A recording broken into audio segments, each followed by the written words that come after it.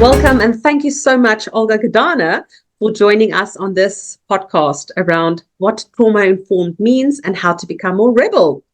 So before we start, I would just like to introduce one of my favorite human beings, Olga, and she's a motivational speaker and a mindset coach and relationship coach. We've got a hashtag going, hashtag 1 million rebels by 2030. That is our campaign to create people that are trauma-informed, that are fulfilled, that are resilient, that are resourced, that are free from suffering and know how to take them from trauma into happily ever after. So what does the rebel stand for? It is individuals like you and me who are resilient, who has empathy for self and others, who are willing to break those rules, and Olga knows all about that. And obviously you need to be able to evolve, but most importantly, having the ability to lighten up. So that is what a true rebel stands for. And if you don't know where to start, become trauma-informed. That will be your first step to become more rebel. And I've created this magnificent program, a somatic trauma-informed online program, self-paced, that you can follow and learn more about the skills and the resources around what trauma is, where it comes from, and then obviously the most important, how can we move on towards our happily ever after. So without further ado, I give you Olga Gedane. Thank you, Lynn. It's such a pleasure to be here. Seriously, I'm really excited about this episode so we can inspire, we can inform, and we can educate your wonderful listeners about this fascinating topic, which I'm sure many people have no clue about. So let's get started. So Olga, I would like to ask you, what is your understanding of trauma-informed? And perhaps if you can share your first encounter of how you dealt with perhaps a client or in your personal environment around trauma. So first of all, to be trauma-informed 100% is really challenging because you don't even realize that there was trauma in your life because it became so normal for you to live with that, right? But to be more aware of that, you can bring your awareness to the surface by asking yourself a question.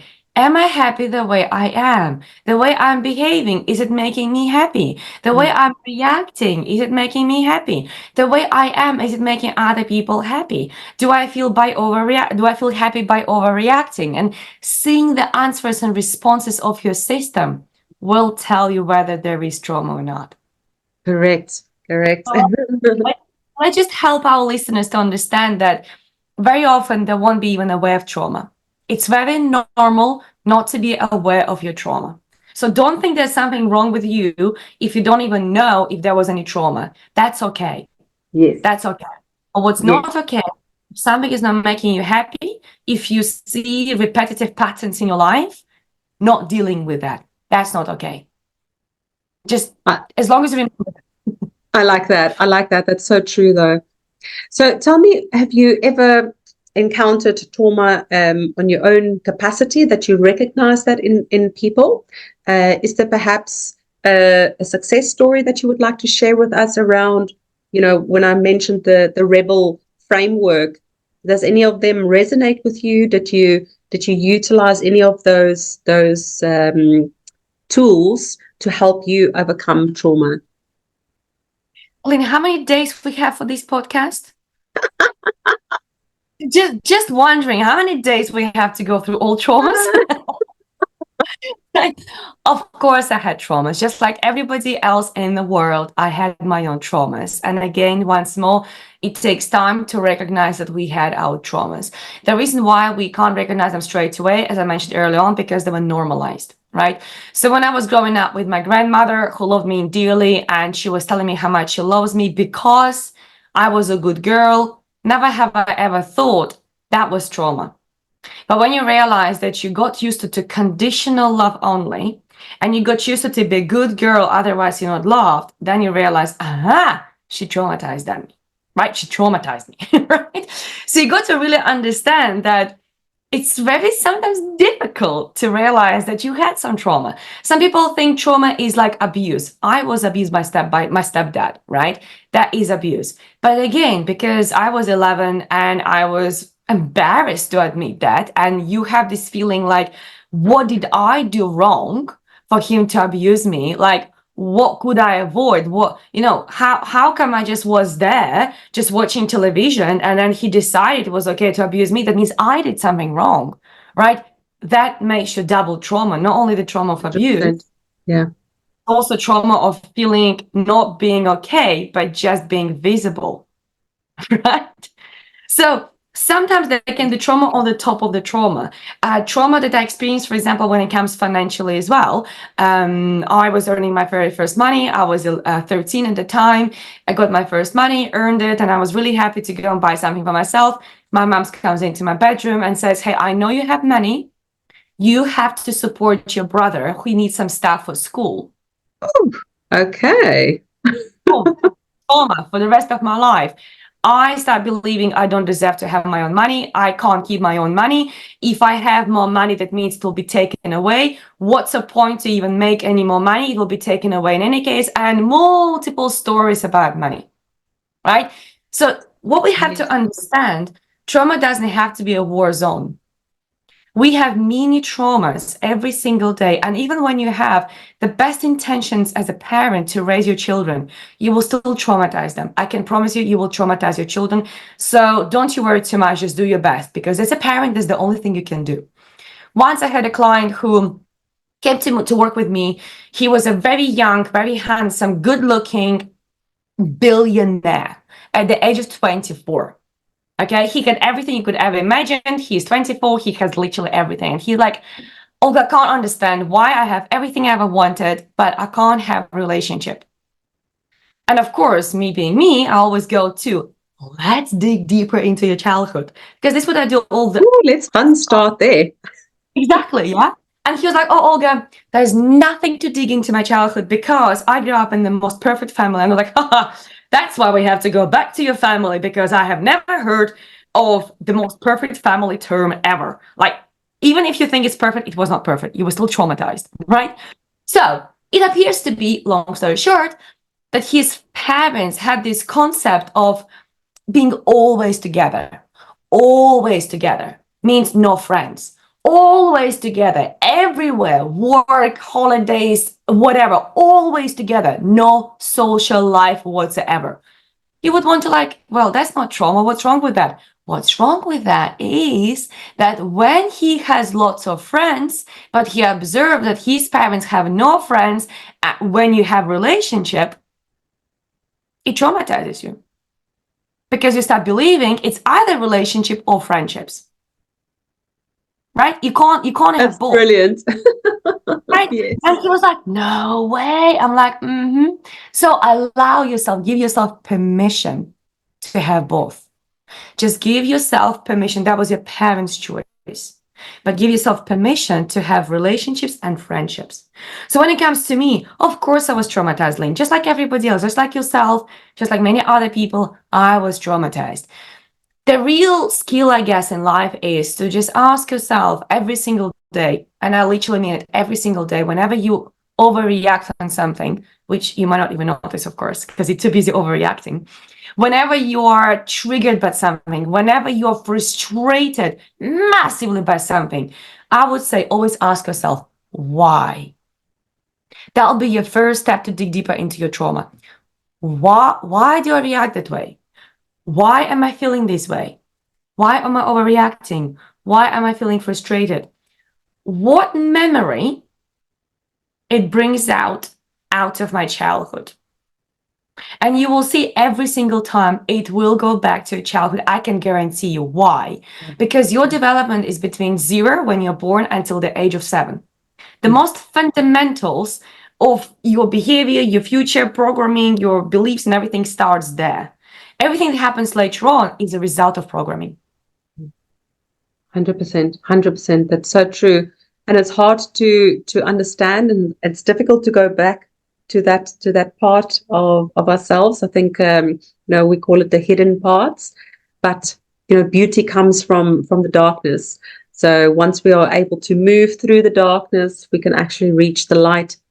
So that's going to be my next question. How do you reach the light? What lightens you up? How do you keep yourself in a state of high vibration or happiness, joy, whatever you want to call it? I would say through cleansing, through constant cleansing. Some people will think right now, what does she mean by cleansing?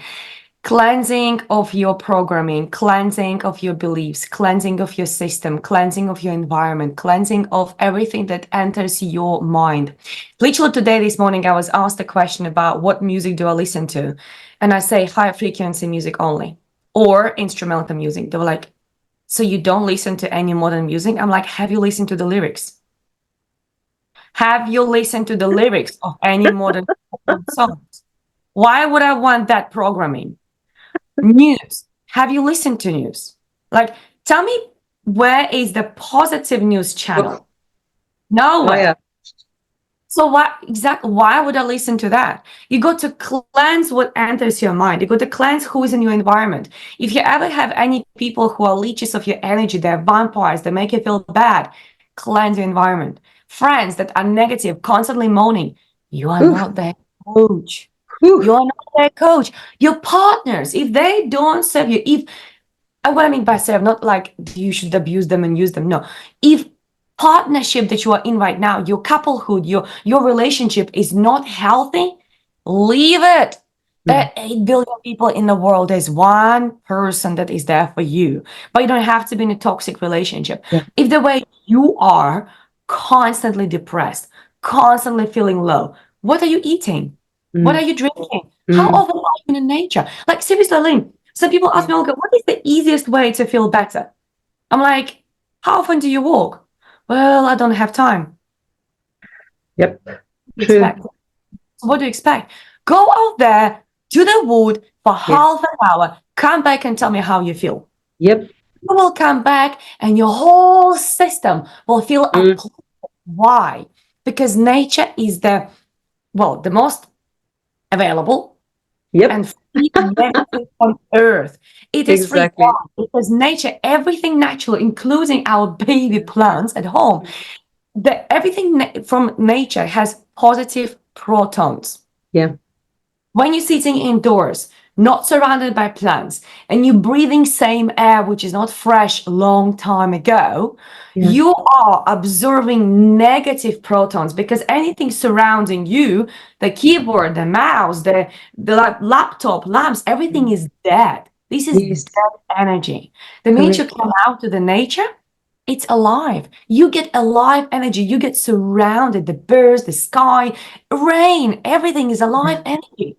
So why you feel energized? So I walk at least 15,000 steps a day from January this year. And I'm like on a super dopamine. I'm like, I haven't drunk coffee for about 9 years now. Yeah. I'm like, coffee, 15,000 steps a day. That's my coffee. That's my tea. That's my everything. That's my energy drink. You know what I mean? You. Oh, definitely. I've got this little bicycle. I look so silly on that bike, but it's like my favorite thing when I get on there and it's just cycling for 10 minutes and winds through my hair, and the sun is smiling on my skin. It's just, and the breathing, breathing. I think we definitely underestimate how important breath is for us to get that fresh oxygen, that new sense of life. I mean, it's free. It's all the best things that we need is for free. So, It sounds like you have to go to your doctor. Go to the nature doctor. And when it comes to breathing, Lynn, I remember one client specifically, he said, Olga, your breathing technique saved my life. I'm like, what do you mean? He was just about to commit suicide and he decided to apply my square breathing technique to give him strength to commit suicide. I was like, that's not what it's for. It's not for giving you strength to kill yourself. It's not for that. Like, yeah, I got it now. But basically, square breathing, for those who don't know, it's when you breathe in, counting till 4 or 8, whichever suits you. I prefer till 8. You count for 8, you hold for 8, you breathe out for 8, you hold for 8. Basically, breathe in, hold, breathe out, hold, right? And you repeat it a few times. It's called square, just so for visual people, easy to remember. You don't have to remember the square breathing. Just say breathing. Who cares how it's called? Who cares about terminology? I like it simple. So he comes back and he says, Olga, your technique helped me to just basically not kill myself because I thought it would give me strength to kill myself. And I was ready. I had the knife. I was already in a dark spot and I was sharpening the knife. And I thought, let me just breathe in a few times using this technique and I'll do it. And I relaxed and I felt so much better. I'm like, Yep. that's the purpose of this. That's the purpose. That's the right purpose of this technique. Not to kill yourself. He's still alive. Thank Yes. God. Fantastic. But yeah, it even saves lives. Yeah. Breathe is incredibly Mm. powerful. It really is. Yeah. Which is, I was going to ask you, what is your favorite tool that you use to help cope with your own anxiety or moments of stress, or perhaps when you get triggered? What is your favorite go-to tool to help you just calm and get yourself back into a state of safety? Breathing is definitely first. Breathing is first. Sometimes you can be a little bit overwhelmed and you don't have to, in that case, count and go crazy, but like, oh, is it 5? Is it 6? Just breathe. Just breathe really slow, but like really slow. Breathe in Yes. slow, Yes. out slowly. Then you might remember about square breathing. Okay, let me hold it a little bit. Don't try to make it perfect. Yes. Just breathe. That's Yeah. first. Mm. Second thing, I always go into journaling, right? If I don't have my journal with me, I will pick a piece of paper and pen, like, why? That's Yes. what I mentioned right in the beginning. Why? Why do I feel that way? Why am I overreacting? Why I feel so much pain? Why this situation came into my life? Why? And start switching off your emotions and switching on your analytical mind, right? Yes. Because that will give you the answers. And third thing, which I really love doing, is actually literally doing the frustrations dialogue. It's coming from the imago therapy.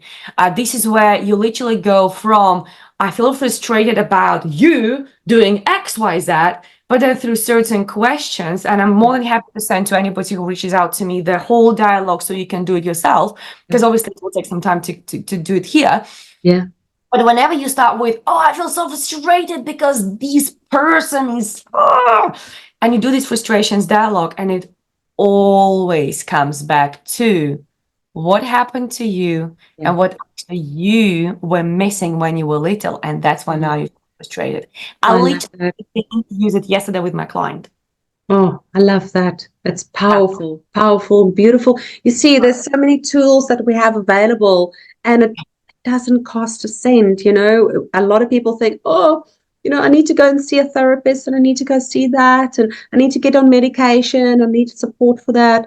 And some levels, yes, of course, if you're in crisis, but when we look at the recovery journey, that that we are meant to heal ourselves. We are our own pathfinder. We know exactly what we need, but we have to be tough enough to ask those questions. Why, and breathe and go for that walk. Absolutely. And also meditate. I always say, whenever you feel too busy, whenever you feel too much to do, overwhelmed, sit down and meditate.